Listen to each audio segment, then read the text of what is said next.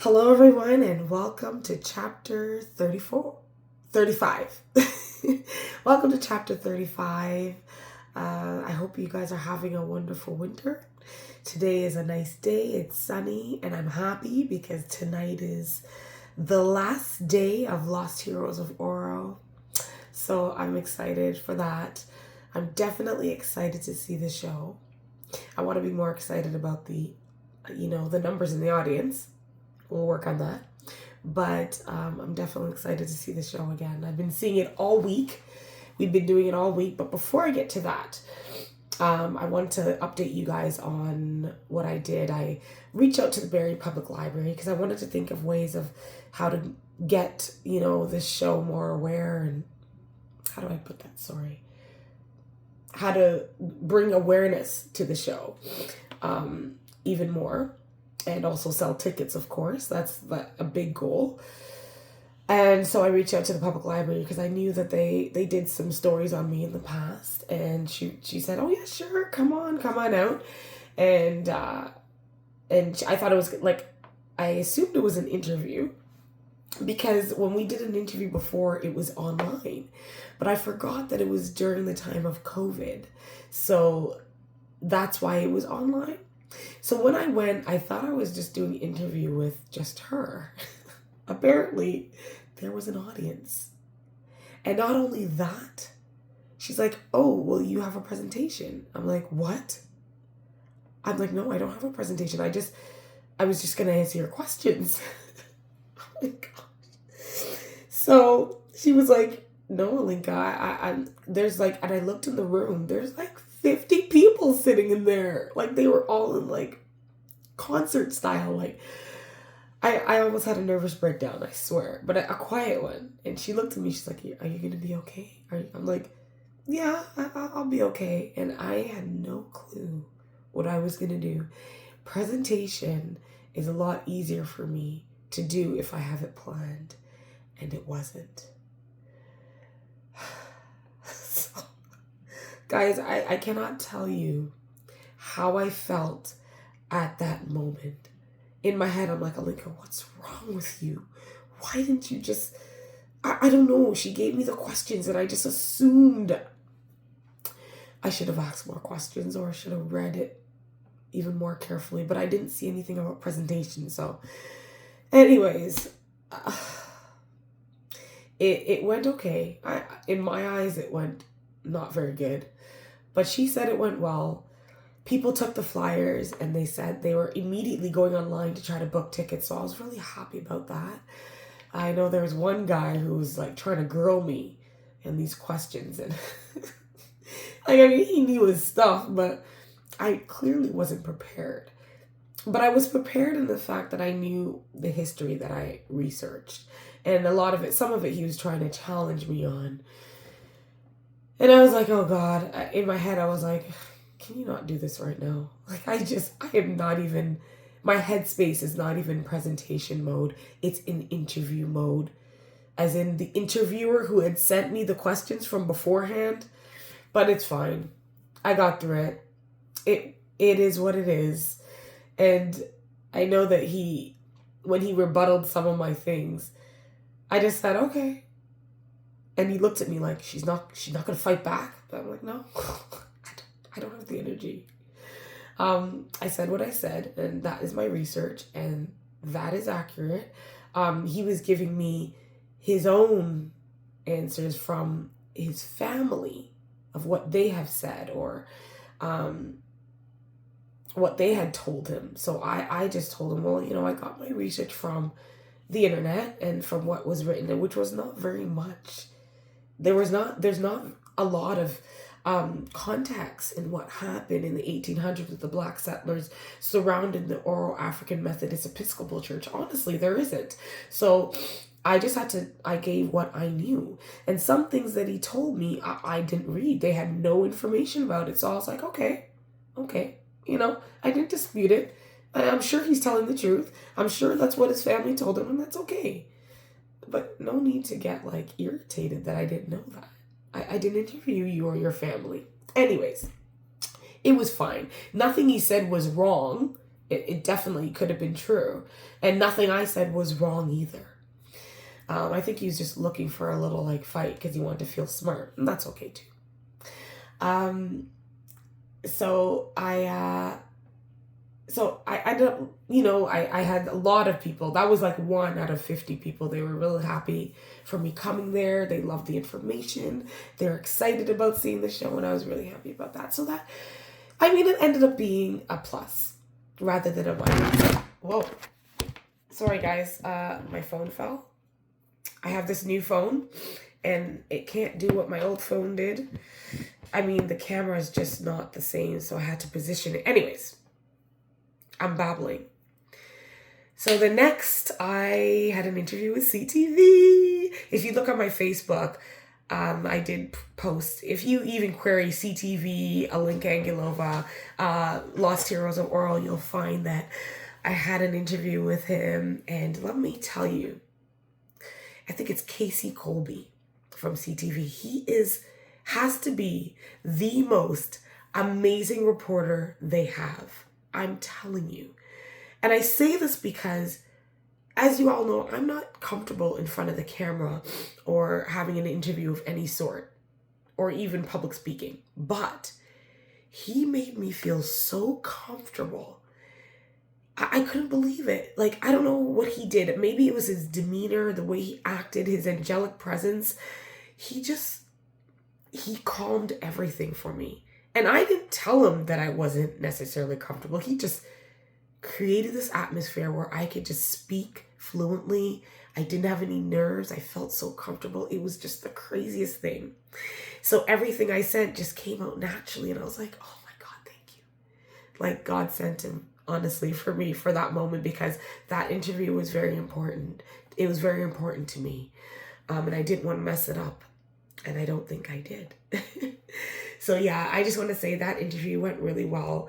And the story that they did for Lost Heroes of Oral, shout out to CTV Barrie News. They did an awesome job. I was very happy with it. And so I really hope that encourage people to buy tickets to see something about their Canadian history and something that Canada's bringing to the table, This is the kind of story and the kind of show that can go worldwide. You think they don't want to hear about our history? If they see the caliber of Lost Heroes of Oral, I promise you, they will. They will. Everybody will. So let's get it out there and let's get it to Broadway. So the first week of Lost Heroes of Oral, we had the schools come in. The shows, listen, I can't say it enough. This cast of Lost Heroes of Oral, they made the show. They made my vision possible. What I see on stage, they did it. And this time they even brought even more passion, which I thought was incredible. Like, you're sitting in the audience and you could feel everything. And that's the most important thing about bringing live theater on stage and creating and recreating a story that happened hundreds of years ago. And they did it. And I'm so proud of them. The first show, we had a few technical issues, but people in the audience didn't really even notice because they told me. I don't think they're lying. I noticed it and I was like dying inside, but I know that it's just things that I see. But other than that, it was so good. My tech guys, Ryan and Matt, they're incredible. I think they're the best tech guys I've ever worked with, ever. And tech is important. The lighting and the sound, it's so important. And it's so important that you get along with these people and and have a good relationship. And I think they're just wonderful guys. And I thank them so much for making my show the way it is. They did a whole lot better than any other theater I've ever been in. And I'm telling you the truth. So if you ever go to Georgian Theater, you request Matt, Ryan, even James, okay? Request them. They're incredible. They're so good. Now, the only downside to this week was the ticket sales. Once again, the ticket sales. I know that's the hardest part. But I was actually looking forward to full houses, especially for the school shows. Honestly, I was banking on that. I believed in this company when they wholeheartedly told me, I won't mention the name, that they were going to do the legwork and fill those shows. Even more so, I believe that for Oral's Promise because they asked me to write this show. And so I did it in good faith, trusting them in good faith. I think I'm a little bit too trustworthy. Like I trust people too much. I give everyone the benefit of the doubt, which they should get. But you know what? Like, if you're going to do something, just do it. And for me to say, like, maybe they tried and it didn't work, no, they didn't try very hard. So that's a little upsetting, a little saddening, because you know what? This show is expensive. I have these professional actors, professional performers. It's not cheap. It is expensive. And that's just it. If it wasn't as expensive, I wouldn't be too worried. But to be able to bring the actors up, house them for a week, get the sets, get people to help with the sets. I have a number of volunteers, but even that, like, that's not fair. Like, I wish I was able to give them more than just the experience. But when I have to pay actors and house them and pay, sometimes their transportation costs if it's needed, like, that's a lot. And so just, I don't know. Next time, you live and you learn. I will definitely do things differently.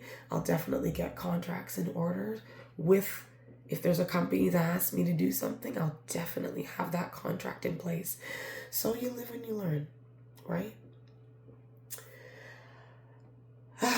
So I am seeing what's happened this year with Lost Heroes of Oral and Oral's Promise. My husband also said it too, and I agree with him. I'm definitely taking a break. I'm not taking a break from my IPAS kids, my company with the musical theater program for kids. I'm gonna concentrate on them a lot more and just focus on them entirely for the rest of this year. And I'm gonna put the other side productions aside. So you won't see any big, huge productions from me for at least a year, guys. I really need to take this break, and I really need to concentrate and focus on, if I am going to do a big production again like this, I have to really plan it out. I thought I planned it out, but I guess there are some mistakes on my part that I just didn't plan out correctly. And I need to do this. So I need to take this break. Forgive me. I wanted to do a show for October, another big one that I've only done in my studio that I wanted to take to a bigger stage, but I just need to take this break. Sorry, Sashi. No below this year. But I will bring it back soon for sure, because I know that the shows that I have are worth it. So it's not the shows that is the problem. It's the planning on my part. It's the budgeting. It's all of that. I've always done everything. Somebody came to me and they said, Link, I wanted to find out, like, how do you get your grants and all that? And I said, grants? What grant? I have tried to get grants. I have to still work on that a little bit more, working on a grant writer and stuff like that. But grants, honey, I said, this is all me. This is all me putting my life on the line, my finances, all on the line for it. I believe in my work so much that that's what I do. I'm not doing it anymore. It's just not smart, Why risk it? I'll risk it. If I didn't have grants, of course I'd keep going, but I need to get in a place where I have to have it funded because it's worth it. It's really worth it. It's so funny because he's like, who are you? Because I've done these things. You think I'd have all this money being sent to me, but I'm not, guys. Let me tell you guys right now. When I get to Broadway and people see all these things I'm doing, don't think that I had all this money given to me to help. I did not. There is one company, every year they send me something. It's really small, but they still send it. And they grant it to me. And they reached out to me. And I love this company, Griffin. I think it's, sorry, I'll get the name to you. It has to do with the Griffin Alliance or whatever. And they send it. It's very small, but it helps out with our costumes and stuff like that. And that is the only company that gives like a really, really small donation. But you know what? I'm grateful for it. It helps and I appreciate it. But don't get me wrong. This is me. And I just feel like I'm going in circles now.